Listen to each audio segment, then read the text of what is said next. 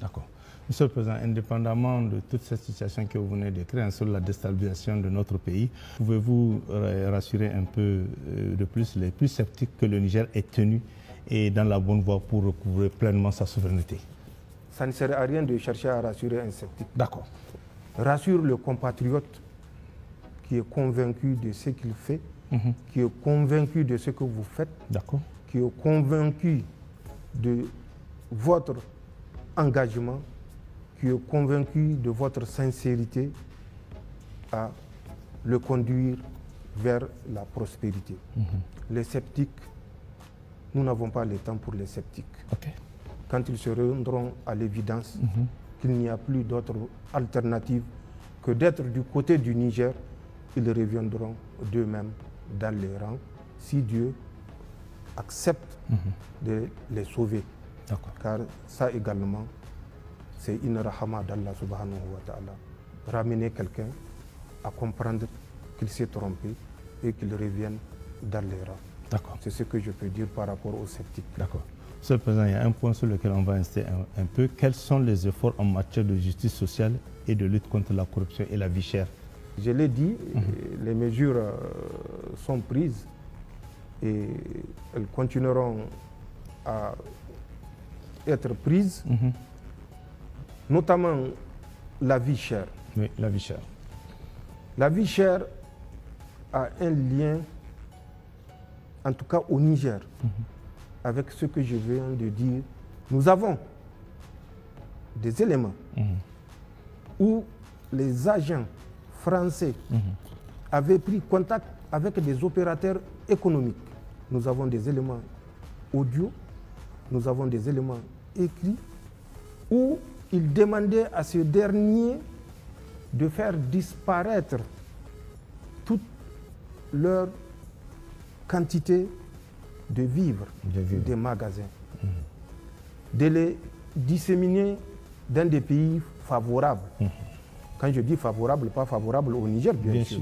Et nous savons ces pays où ces quantités ont été disséminées. D'autres ont purement et simplement intercepté des bateaux chargés de vivres qu'ils avaient commandés pour les revendre, tout simplement pour créer la pénurie au Niger et pousser le peuple à dire trop, c'est trop au Conseil national pour la sauvegarde de la patrie. Mais ils sont venus trop tard.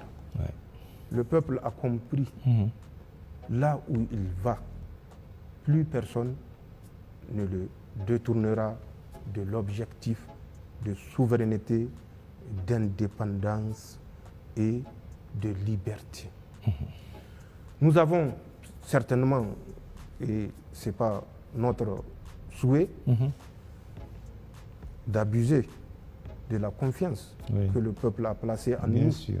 Nous comprenons les souffrances du peuple parce que nous les avons vécues et nous les vivons avec le peuple.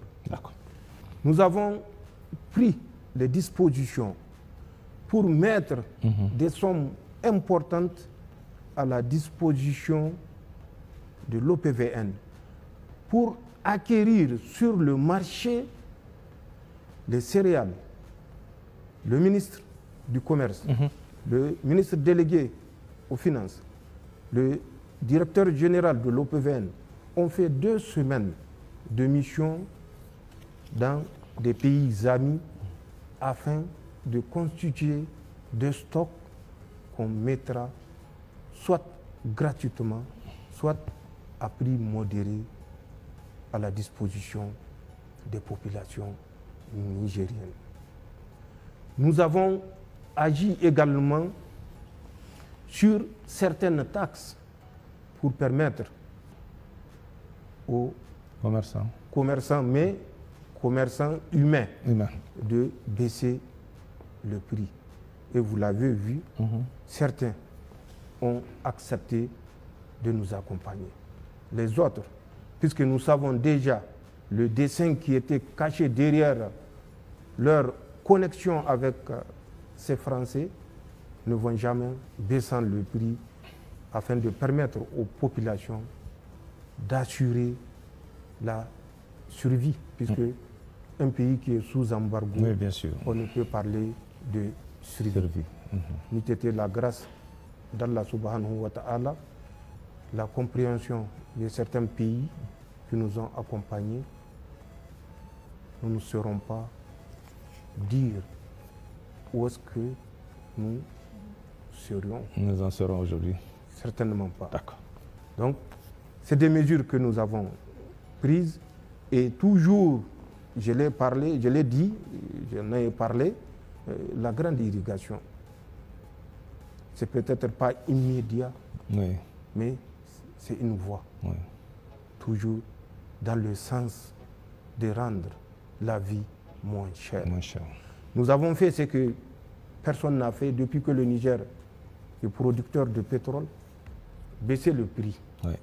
Certains disent c'est 41 francs, d'autres disent c'est juste 50 francs. Oui. Mais nous, au moins nous avons eu la conscience de baisser. Oui. Certains, ce que les populations attendaient depuis très longtemps. Hein, depuis 12 ans, certains, voilà. Rappelez-vous, en 2022, ont plutôt augmenté de 100 francs le prix du litre de gasoil au lieu de réduire et d'alléger les souffrances. Donc, même si c'est 1 franc que nous avions décidé de réduire sur le prix du litre, c'est une réduction. Nous n'avons pas augmenté 1 franc. Nous avons déduit 1 franc. Et nous avons fait mieux, c'est 41 et 50 francs que nous avons déduit du prix des litres, soit c'est l'essence ou le gasoil. Voilà ce que nous avons fait, sans être exhaustif, pour répondre à cette question de vie chère et des difficultés auxquelles chaque foyer nigérien est confronté. D'accord. Monsieur le Président, après la prise de pouvoir par l'armée le 26 juillet 2023, plusieurs de nos partenaires politiques, financiers et techniques ont suspendu leur coopération avec le Niger. Mais depuis lors, les Nigériens observent tous les efforts diplomatiques que le CNSP et son gouvernement sont en train de déployer pour une reprise de la coopération avec ses partenaires. L'on peut dire qu'il y a aujourd'hui une reprise totale de la coopération avec nos partenaires. Qu'en est-il exactement? Depuis le 26 juillet, le CNSP a tiré les leçons de ce qui s'est passé à compter du 30 juillet où la CEDEAO, sous l'injonction d'Emmanuel Macron, je ne dirais pas de la France, mais d'Emmanuel Macron, la CEDEAO a décidé de nous mettre sous embargo sauvage, je le répète, irresponsable, unique.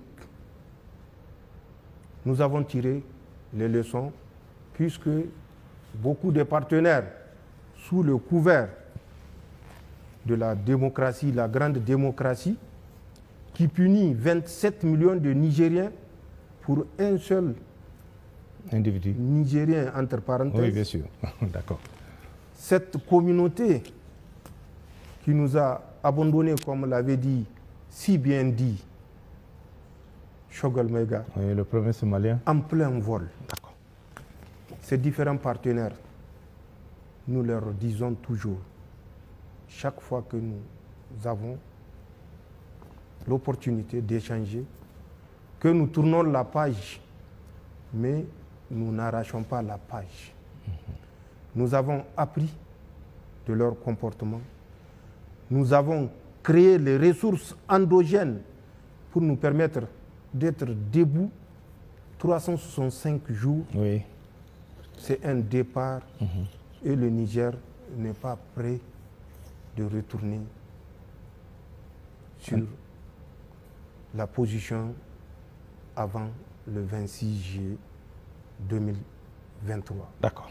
Que ceux qui veulent nous accompagner, nous accompagnent, mais avec nos conditions, parce que c'est nous qui savons où nous avons besoin d'être accompagnés dans quel domaine, et que c'est dans ces domaines que nous devons être accompagnés. Mais la priorité des priorités reste dans la capacité de résilience du peuple nigérien, dans la capacité de mobilisation des ressources internes malgré l'adversité.